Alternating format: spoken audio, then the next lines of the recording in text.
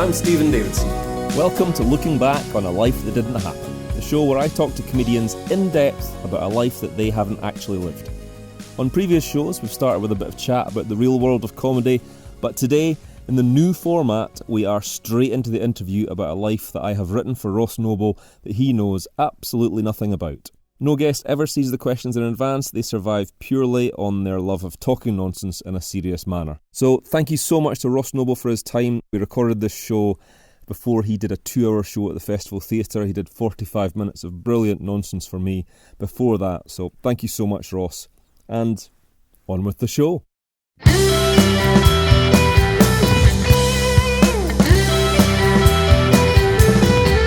Ross Noble, time has come. Are you ready to tumble down the grubby rabbit hole of your past? There's nothing I like more than going down dirty holes. Okay, I'm going to play the sound of the first time you ever ran down a corridor, and then we'll begin. Before we reverse back to Noble Day 1, I have to address a couple of stories that have brought you unwanted headlines this week, Ross.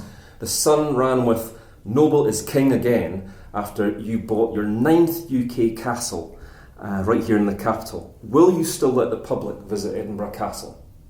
Well, the thing is that it's not them visiting that I've got a problem with. It's to be honest, it's the tattoo. That's the thing that I've got the biggest problem with, because obviously there's a huge amount of military people coming through, and it's not the quantity of the military that's there. I've got a lot of respect for our military. I'm slightly worried about, I don't even know where they're from, maybe it's Barbados, you know, the fellas with the feathers? Yep, Barbados. Yeah. And I have allergies. Right. And it's one of those things, so I'm just a little bit worried that, you know, if I'm trying to enjoy, I've worked very hard to buy that castle. Yeah. So I just think, you know, if I've got a battalion of Barbadians coming in with them feathers, I mean, I know it makes me seem like a terrible racist, but I can't be having that. If I'm going to be sneezing, you know, I could, if I start sneezing, say on a dragoon, it's not good. What's the point buying a castle if you're going to be sneezing all the time? Exactly, you know. And so are you going to downscale to 2 or just cancel it?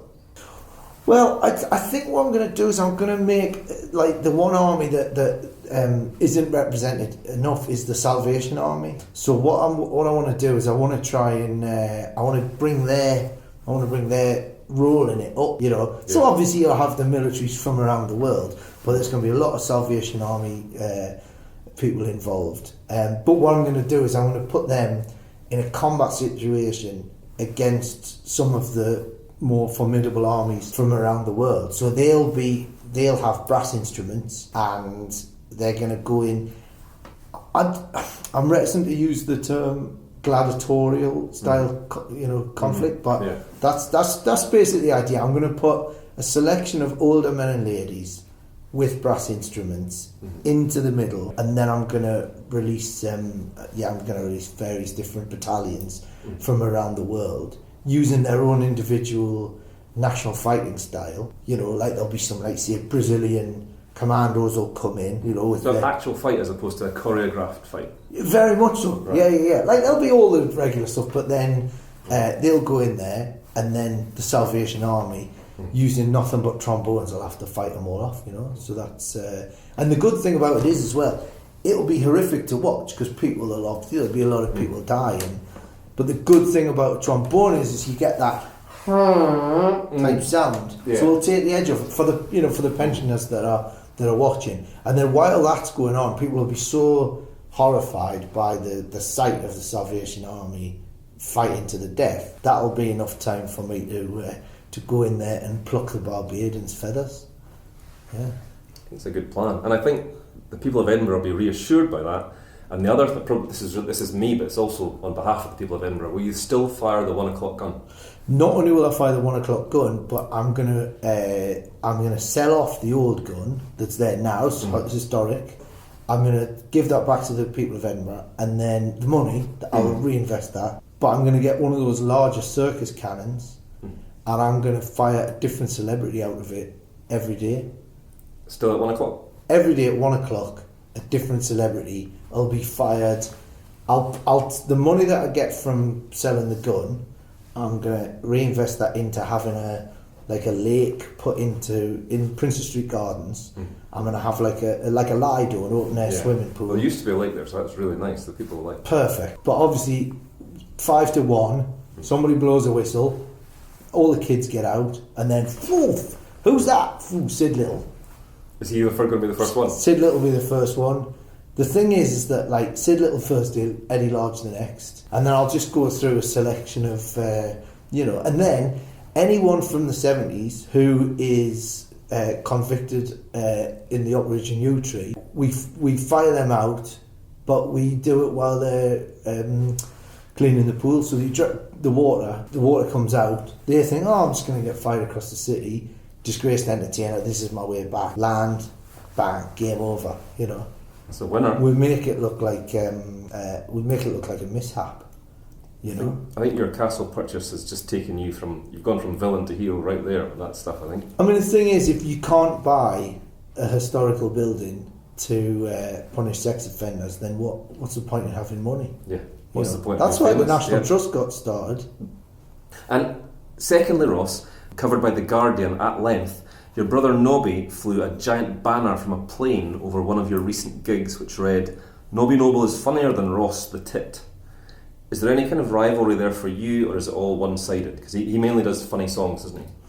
Yeah, he does, but the thing is though, is that's been, you see, our relationship is a complex relationship, but he calls me Ross the Tit, not like as in he's a tit, as in the bird, the tit. You see, he's sort of like, it's kind of, he's like, he does think he's funnier than me, but it's, like when we were kids, I always talked about how I wanted to be a superhero, like Batman, but obviously having a keen, I was a big fan of Bill Oddie, so obviously, I used to call myself Ross the Tit, and then I would dress as a tit, like not a tit, but I'd dress, as a blue tit, and then what I used to do was I'd go around and just drink the tops off people's milks. Oh, nice. Yeah, that's nice. So, yeah. That's good. That's two things I thought were going to be entirely negative to start the show, and I'm sorry to do that to you, but you've turned them right round. It's absolutely fine. So back we go to the start, Ross. Right. Your parents are Robin Hood-style gangster villain Charles the Arrow Noble and TV chef Scarlett McGinty. How did they get together? Well, the thing is that she used to do a what would you call it, a road show, a cooking road show, out of a van. For Radio Cumbrian Radio. She used to travel around, and then he was robbing the van, and while he was in there, she's seeing him. He's got his hand on Wankel engine, so he's tinkering with a Wankel, and she's she's clocked him out the back, and greasy hand, and hey presto, yeah. They recently renewed their vows at a beautiful ceremony on the roof of Strangeways Prison, a ceremony your dad Charles used to stage his escape by helicopter. Do you have any idea of his whereabouts? Well, I mean, the thing is, it's again in the press. It's made out that it was a helicopter. It was actually a drone. Right. Yeah, it was and it wasn't big enough at all. So rather than it carrying him to safety, it literally it had just enough power to get him over the wall. So I can't see he's got far. I mean, I don't personally. Would you tell the police if you did know? I mean, it's one of those things where after what he did, I mean, you can't really, But yeah, I've got a feeling that the drone would have been, rather than, a helicopter would have made more sense because he would have got miles away, but the drone kept him hovering, like, I would say only a centimetre or 2 centimetres off the ground. So rather than him making an incredible escape, he's made an escape at the same speed as if he was walking, It's not even an escape, really, is it? No. So, yeah. Well, thanks for clearing that up. So we return to a huge day in comedy, very similar to Christmas for Christians, the birth of the Ross. You were the first child ever to start running when the umbilical cord was cut. Where were you going? Well, the thing is that, I mean, That story it implies that I was somehow some sort of athletic genius child that was able to run. That wasn't the case at all. I flew out with such force that the umbilical cord stretched, and as I was returning, almost like a bungee situation, so as I was returning, that was when they cut the cord. So I wasn't actually running, I was more slipping, to be honest. I was just like, my legs were moving, but I was on the rebound. You see what I mean? So I was on the rebound. They cut the cord, and I just sort of like slipped across the room. And luckily, if it hadn't have been for the amniotic fluid, I could have been injured. But I sort of splattered against the wall. I was a bit like, those spiders you get, those octopuses you chuck at the wall, and then they go down like that. I was like one of them. But you weren't injured. You were just because of the. I just covered in so much gunk. I just hit the wall and I squelched more than anything else. So the running it's not really fake news. It's just slightly bad reporting. Yes, I mean it depends what angle you look at it. I mean it would be sort of like if you took Mo Farah, for example, and if you took Mo Farah and you sort of pushed him off some flats, it would look like he was flying, but he's not. Yeah. So yeah. From a very young age, you seem to be destined for special things, Ross, and you're selected to attend Billinghurst School for the Brainy at the age of 5. Can you remember any of your classmates from that year? Oh yeah, there was Twinkie Albright was one of. He was very special. He was. One of the reasons why he was so gifted was he was able to. He had 20 toes, so a lot of people thought he was very good at mental arithmetic, because he had all the extra toes, just meant he could count higher. Yeah. You see, so a lot of those kids, they thought that they were brainier than they were, but they were actually just deformed, and they used it to their advantage. Yeah. Well, that fits right in. That Twinkie story, Ross, fits right in with my next question, and it kind of. You've gone slightly down in my estimation because of that, because I now know the secret to my next question. Okay. You win the annual Magnus Magnusson Cup for fast counting 5 years in a row. Yes. And my next, how did you become so fast? But you've almost answered that already, haven't you? Yeah, well, what he would do is I'd have Twinkie on my shoulders, and I'd like a scarf, and he'd sit on my shoulders. He had a giant felt outfit that looked like a hat, and then his legs would be down there, and then I'd just use his toes to count. But the thing is that I had his toes, but also my fingers as well. So that's that's 30, isn't it? So I mean, this was in the Magnus Magnusson Cup. So could people see Twinkie, or was he hidden? Did people know that you were using him? Well, they could see him, but there was another kid in our class, Scott Perspex, whose father invented fiberglass, which was ironic. So he was able to. He could actually shit out his own lungs, and so what would happen is he'd basically do that, and then just at the moment they'd go, start the clock, and then he'd shit out his own lungs, and everyone would look at him, and no one was looking at the fact that I had a big hat on. Nice. Well, I tell you what. Let's do this Lance Armstrong style, Ross. Right. Let's see if you can do it without Twinkie, okay? Nah. Come on. Up to 20 for us, okay? Ready, and start the clock! I honestly can't do it. I honestly, to this day, I'm unable to count unless I have somebody with extra toes on my shoulders. Every time I do my tax returns, I have to go on a caravanning holiday of Devon. You're a cheat. Just cheat. That's all you are. Just to find the. This all looks. I imagine Twinkie plays a part in this as well. But you miss out in secondary school, Ross, altogether due to your extreme intelligence, and begin selling helicopters to the special forces at the age of 11. What took you down that path? Well, I mean, that's one of the ironic things about my dad, isn't it? Using the drone. Selling it. I mean, initially it was my uncle had a shop selling fans. Used to sell all sorts of fans. The little ones like in the summertime, he'd sell those. He'd sell the. He actually supplied all of the large fans for the set of the Aliens films when they were on the spaceship. He did all of them. Extractor fans, Just Tractor fans, you name, like he was the fan.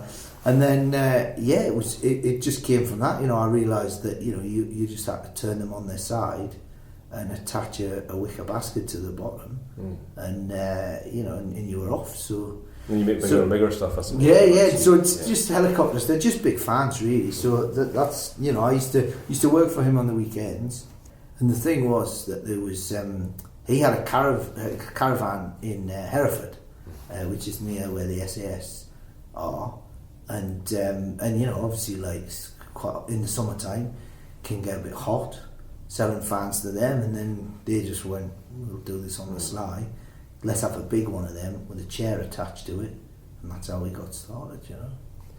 And during one of your copter deals, a Captain Grealish sees a fire in you that he wants for the SAS during a time when they're hiring more funny soldiers. Did you agree to join immediately? And do you remember much about your first job, which was, of course, breaking Mandela out of prison? Yeah, I mean, the thing about Robben Island, at the time, we thought what would be quite good is it's such a historic location. So what we did was we set up a gift shop, because obviously it's a place of historic interest. So we set up a gift shop, and we used that as a way of getting Nelson out.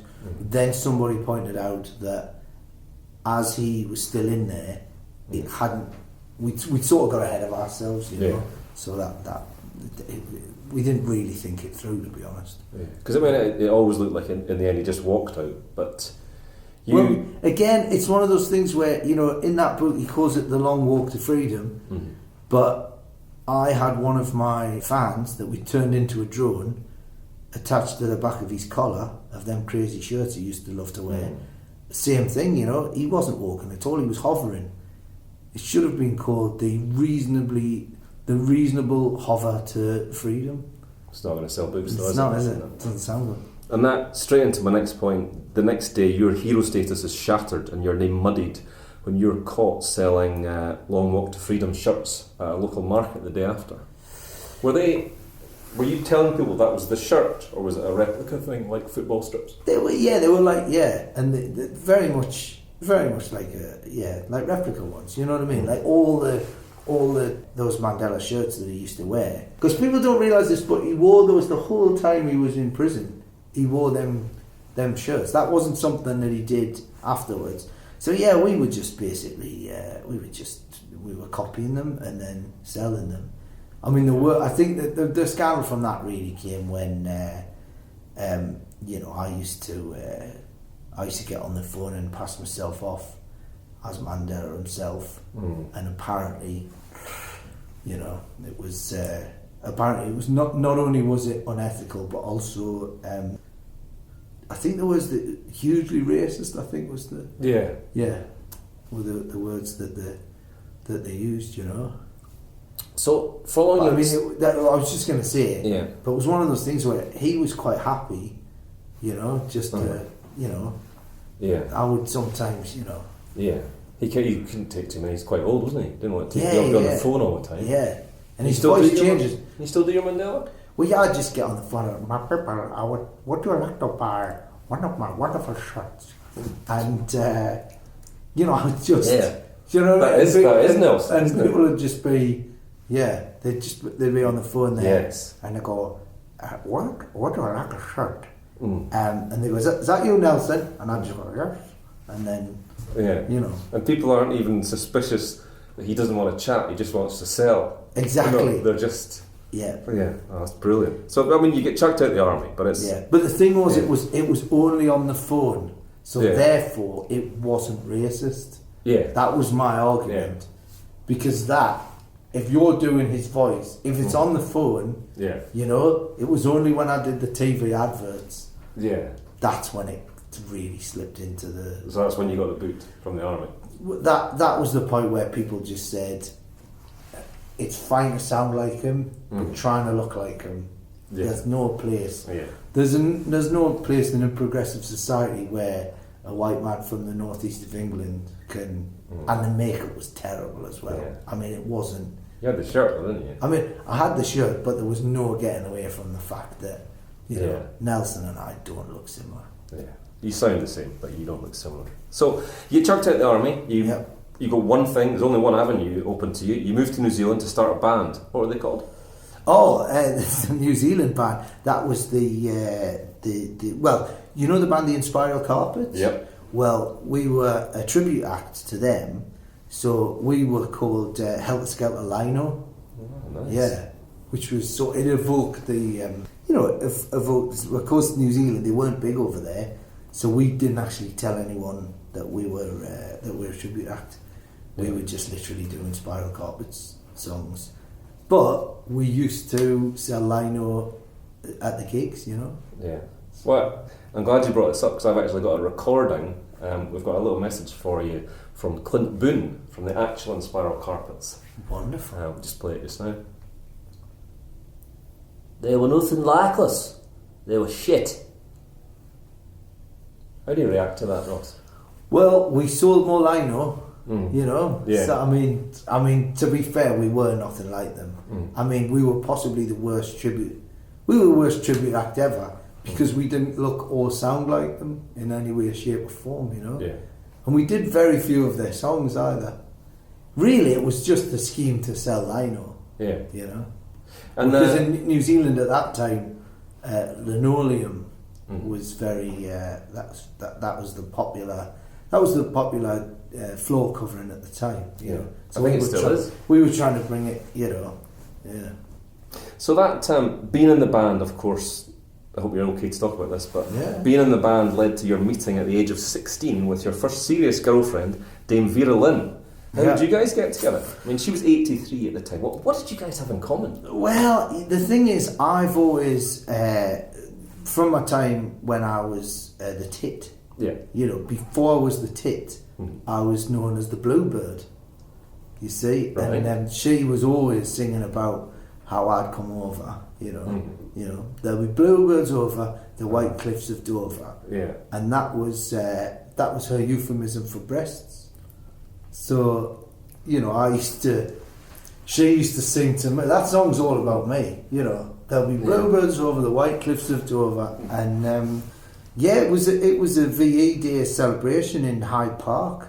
Was that right? Yeah, I'd be about 16 at the time. Yeah. And she was leaving out the back way, and the thing about Vera is that whenever she does a gig, she steals the rider. She still thinks rationing's on, you know. Yeah. So she was dragging a bag of pineapples out of the backstage area, and I thought, aye. And there's one thing that turns me on. I don't care how old a woman is. If you can drag a full bag of pineapples out of a you know a hospitality area, I mean, you know. So I saw her and I said, "Can I help you? You know, can I help you with your pineapples?" She's taken that again as a euphemism.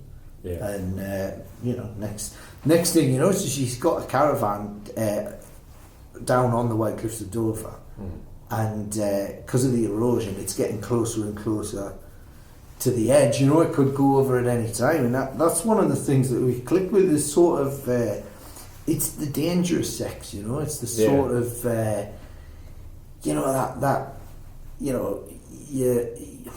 know it's carnal, but at the same time, it's not S&M. It's not, you know what I mean. You're not sort of in in that situation where it's not like pleasure and pain. It's just that constant feeling that at any moment the caravan could tip over and you could plummet. You could plummet to your death. You know, I think it was the danger that we were both attracted to. But the end is coming. That sort of. That's what she used to say on a regular basis. And it saddens me slightly, Ross, because you speak about that as if it's still going on, and a lot of people do that with ex-girlfriends, because you stumbled out of that relationship and got chucked out of the band. You're penniless, you're broken-hearted, because your manager, Paul Daniels, rips you off and takes Vera from you. Do you feel any bitterness towards the late Paul? No, well, the thing about Paul was that he. I mean, they were always destined to get together. I mean, that was before he was with Debbie McGee, and I think that. I think the caravan. It was such a. I mean, it wasn't like a static van. It was a small caravan. Yeah. And when Vera used to go to the toilet, I mean, it's a very small space. And I think, if Paul came round, he saw her get inside what is essentially a cabinet, and his mind started racing. He went, "Hang on, she's good at this," That's because one of the things that you need in a partner for a top flight magician is the ability for your spouse to get in cabinets, So it was always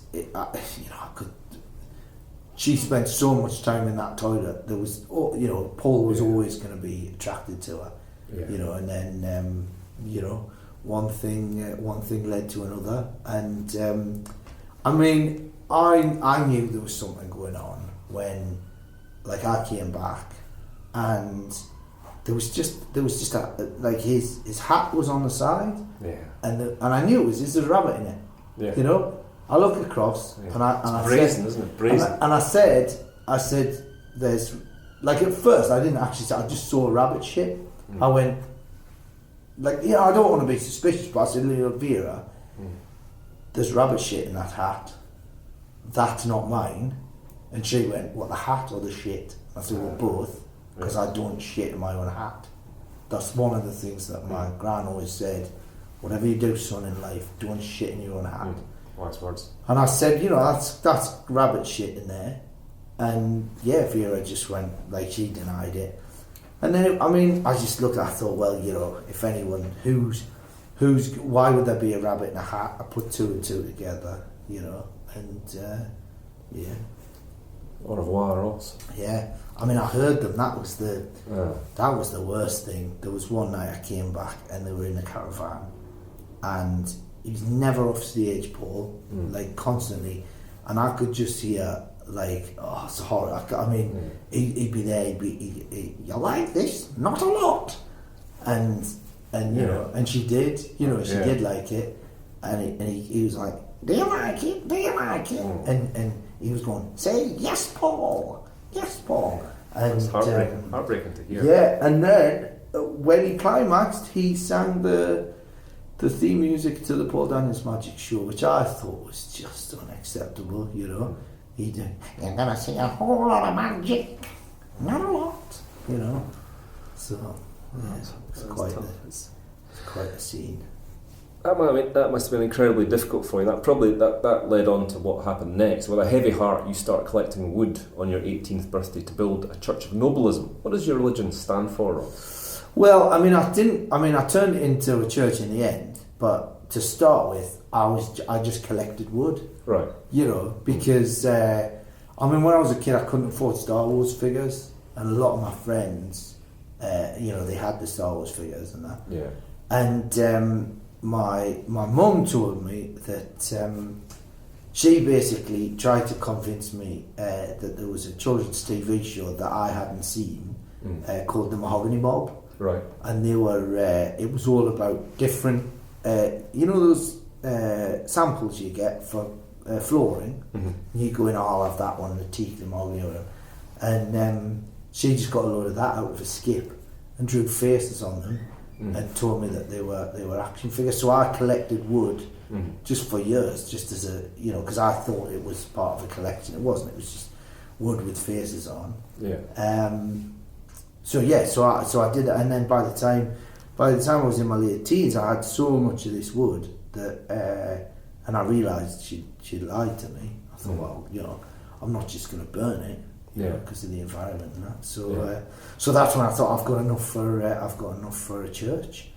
And again, it was one of those things where, worked for David Koresh. Obviously he was in Waco. I thought, why not? I'll give that a go. Didn't end well for him, but you can learn from others' mistakes, can't you? And were you the Jesus figure, or was it somebody else? Was it all about you, or was it all about somebody? No, I mean, I was more your sort of, I was more the John the Baptist, right? You know, in the situation. But that's because I like washing feet, you know. And it was a good way of, I just thought it was a good way of getting to wash people's feet, you know. Because you used to do that for Twinkie, didn't you? So you could yeah, see the numbers. exactly. I mean, it took hours. We had so many toes. Yeah. I mean, that just used to, you know, I was pumice. I had a pumice, you know, the pumice stone. Yeah. Pumicing away for hours on Twinkie. You soon lose interest in religion. You wind things up at Easter, fittingly, and you move to France to return to school. Was it odd at 18 to be learning with a group of 12-year-old kids who didn't speak your language? Yes, and even odder that they didn't speak French. You know, you would think in France, you know, they'd be French kids, but they were all Latvians. So I never asked. Well, I did, but they didn't understand me. And that was the amount of Latvians in France at that time was, of course, down to your mentor, Father Jean-Louis Mauvel. What do you remember about him? What I remember is that he had a coach, and he used to go to Latvia a lot. I mean, that was his big thing. Yeah. I mean, he'd disappear off on a Monday with an empty coach. And he'd be back by Thursday. It'd be full, you know, just full of Latvian kids, you know. And early in your second year, you attacked Mauvel with a whip. Why? Do you remember why? Well, people said attack, but actually I was racing him against another teacher. Right. So that's what. So what would happen is he'd get a full bridle on and a saddle.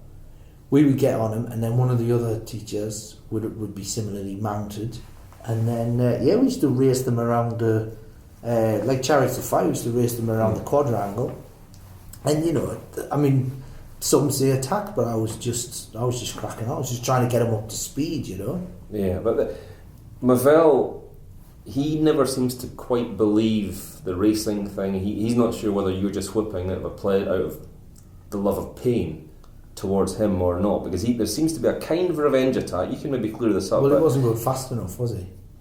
He pushes you into a stream on a school fishing trip. What was that done as a joke, or was he trying to kill you?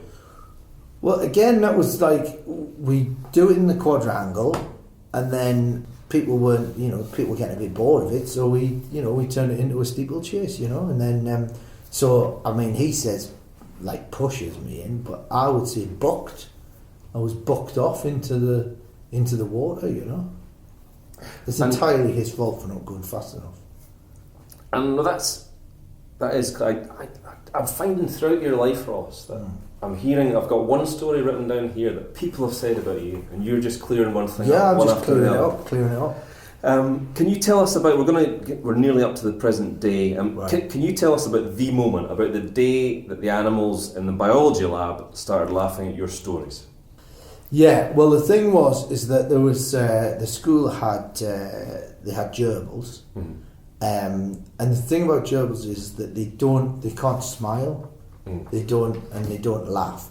So what we did was we got a hyena, and we borrowed that from a local zoo, and then we removed the muscles from the hyena's jaw, and then we implanted that into the gerbil's mouth. Because they've got quite big cheeks, gerbils, so they can take it. And then, so now they were able to, a gerbil was actually able to now, like, audibly laugh. Was it funny stories or one-liners, or how would No, you get no, them it was laughing gas. Right. It was entirely, so I had some bellows, you know, like little bellows you'd have for a fire, and then so we'd fill them full of, we'd like that, take the laughing gas in, and then I'd tell a story, and then I'd stamp on the bellows. Yeah. Laughing gas goes in, triggers the hyena jaw. Yeah. Ha ha ha ha. And then But I can see that almost answers my next question, because you become known as the animal jester, the man who makes the animals laugh. Yeah. But obviously you can't take this on tour because you can't find that much gas for the bigger venues. And also, you wouldn't see a gerbil. Yeah. You wouldn't see. You need an animal with a big face. So, like an elephant, obviously, it's got a big face. Yeah. It's probably the biggest face in in the animal kingdom. A hippo as well. They've already got a bit of a smile on their face. Giraffe as well, very long, and you don't really see it's all about the mouth.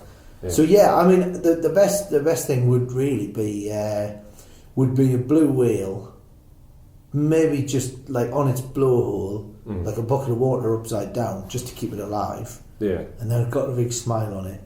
But yeah, gerbils, there's no good. Yeah. We should have, and then what we tried for a while as well was try and put a big magnifying glass in front of the gerbil, so that people could see. If this is before video screens and stuff, and that it doesn't work, you know. And especially if you ever do an outdoor gig and it's sunny, it focuses the sun's rays. It's cinder, it's charred, utterly charred, you know. And people don't want to see. People don't want to see a man gassing a rodent as it burns to death, you know. Yeah, even if it's laughing. Exactly. Yeah. So at the age of 24, you leave school and you vow only to entertain humans. Yes. But a group of giraffes has already bought a block of tickets. What did you say to them? Well, I mean, it wasn't what I had said to them. It was more the people in the balcony that complained. You know, because they were blocking. They were blocking everyone's view. Yeah. You know, so and even if they booked tickets upstairs, you know. So what we did in the end was we actually we put them in the orchestra pit, and then their heads just came over the top of just where the footlights were. Yeah. That worked. Oh, so you let them in there? Because I thought you just 95% humans and that group of giraffes, and they were like the last. No, we just put them in the orchestra pit, and they were able to watch, you know. Do you still let animals come to your shows then? No, because recently when I've been doing musicals, the orchestra pit's required for the orchestra, and we've had several deaths from. It's being trampled by the giraffes, and it messes up the music and stuff. And then also as well, sometimes it's just like if you're a violinist, you're trying to do an intricate bit of violin work on a musical, and I mean I don't want to be vulgar, but if you've got like a massive swinging giraffe cock, you know, it can knock the bow out of your hand. You know, it's just, you know, it's one of the things where, you know, the Royal College of Music aren't going to start. They haven't got the money to start buying like rubber giraffe cocks and then swinging them around near the heads of violinists just so they can get used to it, just in case some giraffes come to see a show with someone. You know, it's not practical. Yeah. So mostly humans at the gigs these days. Yeah. Mostly. Yeah. You at that point you're starting to get up a real head of steam. 2 years out, your 2-year internship with Barack Obama. We're going to just gloss over that. Yeah. Nobby Noble said during that period, just give us a quick answer to this one. Nobby Noble said that during your time in the internship with Barack, you and Michelle Obama had a child together. Any truth in that? Child is a very loose description of what happened. It was the American. It was all hushed up, but you know, one of the things about, you know, being the first lady is the fact that you've got a lot of access to Area 51. We used to nip down there. We'd have a bit of a play around with you know the alien technology that you know was down there. No one's going to stop her. We went in there. We were fooling around. In a lab, and you know, I might have. There was a probe. There was an alien probe. She thought it would be a bit kinky. Next thing you know, I was, you know, impregnated. I mean, I'm gonna say alien. Could have been some sort of research project. Anyway, I gave birth. It was small. It was you know, it was more like it was like a terrible bowel discharge. Yeah. But I'm not. Baby's the wrong word. It had a hand. That's what I'm saying. It had a hand, and if that if something's got a hand and you want to call it a baby, then that's fine. But basically, it was an abomination. Whatever that thing was that came out of me, I mean, I flushed it. I mean, I high-fived it and then flushed it. Yeah. That's a good way to go. Yeah. So, Bharat gives you the Congressional Medal of Honour. What for? Probably something to do with the Michelle stuff. On your 26th birthday, you go straight into your first tour, playing 50,000-seater rugby stadiums. For that first run, you only told jokes about pineapples. I think we know from earlier on why you did that. So we're gonna. That was my way of trying to win her back. Yeah. You know, that was my way of. I thought, you know, a big, quite a patriotic crowd. You know, I thought I'll talk about pineapples. Yeah. She'll hear about it. We might get back together. So she didn't come to any of the shows? No, she hates rugby. No.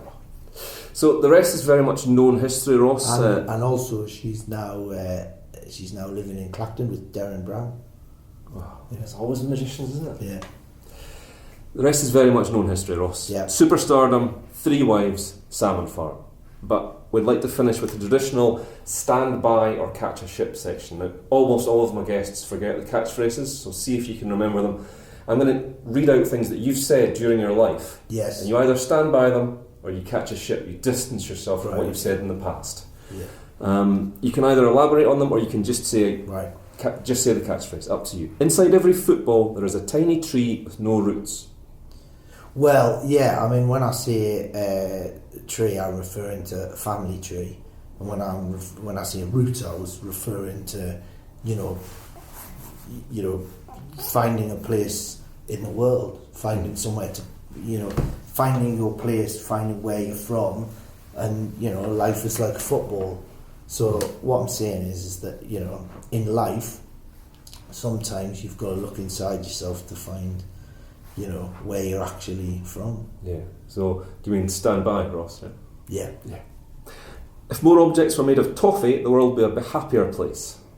No, I only said that because I had a very lucrative deal with the British toffee industry. Okay. Yeah. Catch a ship. Catch a ship, yeah. I hope Mother Teresa burns in hell. Stand by that. Yeah. Women should wash just the knives and leave the fork washing to men. To catch a ship on that. They should replace oxygen masks with Halloween masks on planes. I very much stand by that. Just because if the plane crashes, then, you know, it's a bit of fun when you're looking through the wreckage. And you said this just yesterday, anyone who uses commas is a scumbag. Yes, 100%. I have zero tolerance for punctuation. Zero tolerance, full stop. Okay. And finally, Ross, we finish with your funeral song. As your body is lowered into the ground, why have you chosen the song Golden Sparkly Things to end your life? Well, because I think that people don't know this about me, but I had my testicles removed, and a bit like when some people get a gold tooth, whereas I had my testicles removed, and I've got a clear plastic scrotum, and I've actually got literally golden balls, and and that's what. And when I die, so I want that song to play. As people, I'm going to be in a closed casket, except for a small transparent window, no pants on. People can just have a look through, and I think that's the perfect accompaniment. You know, so it's a wonderful image. Ross Noble, thank you so much for coming on the show. This is Golden Sparkly Things by The Years.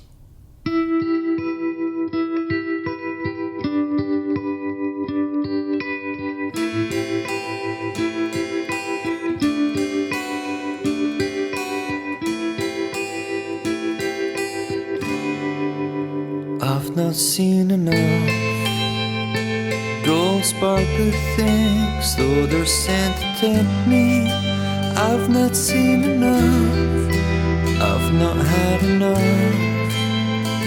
wild rampant flames, though they're sent to hurt me. I've not heard enough, I've not seen enough. Gold sparkly things get me back overjoyed. Give me something that I can't destroy. Not the day, but the night, and a candle that won't even light. I've not seen enough gold sparkly things, though they're sent to tempt me. I've not seen enough, I've not had enough. Wild rampant things, though they're sent to hurt me. I'm not heard enough, I've not seen enough. Gold spark things give me lies overdrive, make me suffer so I have to prove. Heard your words of goodbye, maybe now I have an alibi. Have you seen enough gold sparkly things, though they're sent to tempt you? Have you seen enough? Have you had enough? Wild rampant things, though they're sent to hurt you. Are you heard enough? Have you seen enough gold spark things like my love?